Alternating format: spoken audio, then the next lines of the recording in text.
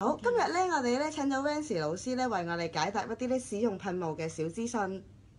咁我想知道咧，因為呢一支咧用長期使用咧係會有逆轉機靈嘅效果嘅，咁會有啲咩反應出咗嚟㗎？用完之後 ，OK 嗱。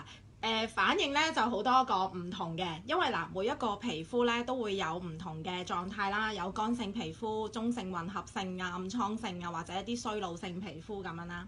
咁當我哋去用嘅時間咧，有一啲人可能佢會有一啲叫好轉反應出現嘅，係啦。好轉反應，好轉反應即係好嘢嚟啦。係啦，咁等同於咧有一啲人以前去美容院啦，咁佢哋咪會做一啲叫換膚嘅療程嘅。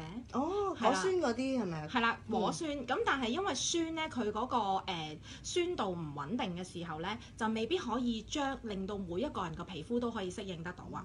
係啦，咁可能有啲人皮膚較薄啦，或者較為微絲血管現啲啊，或者容易敏感啊，咁嗰啲果酸其實對佢哋嚟講係一啲比較風險嘅嘢咯。係啦，咁但係因為佢呢個青春定格噴霧咧，佢裏邊咧其實係複合咗佢個9大成分，裏邊有肽啦，係啦，亦都有呢個水解膠原蛋白啦，有呢個透明質酸鈉啦，咁佢係將我哋底層多餘咗嘅一啲嘅毒素或者一啲有害嘅物質咧，係會幫我哋帶走嘅。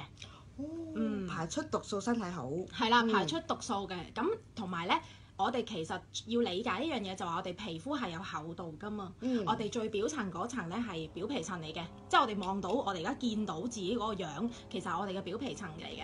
咁但係其實我哋裏邊仲有我哋嘅基底層啊、真皮層啊、肌肉組織啊咁樣㗎嘛。咁但係我哋睇唔到裏邊㗎嘛。咁但係以往可能有好多人化妝啦，咁我哋平時都會化下淡妝，咁或者可能有啲人可能會以往搽開藥膏啊，或者可能佢有開一啲唔同嘅護膚品使用嘅時間。因為我哋唔知道出邊坊間有好多唔同嘅護膚品，佢係咩成分㗎嘛？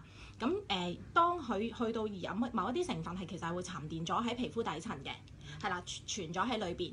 咁但係當喺使用青春定格噴霧嘅時候，嗰個好轉反應係乜嘢咧？就首先我哋要將我哋舊有多餘嘅一啲唔要嘅毒素或者一啲嘅壞死嘅細胞，例如啲角質死皮啊，或者喺毛孔裏邊即係積聚咗一啲嘅污糟物咧，其實係幫我哋褪前帶走佢嘅，即係好似生指甲咁咯。咁你指甲一路會褪上嚟㗎嘛，唔要嗰啲你會剪咗佢，係啦。但係死皮我哋正常洗面，你經過嗰個脫皮剝落，你唔會見到成塊皮咁甩出嚟㗎嘛，咁比較嚴重㗎啦，咁就咁。但係咧，我哋正常嗰個更新週期咧，都會經過表層啦、角質死皮啲皮屑咁咧，慢慢咁帶走咯。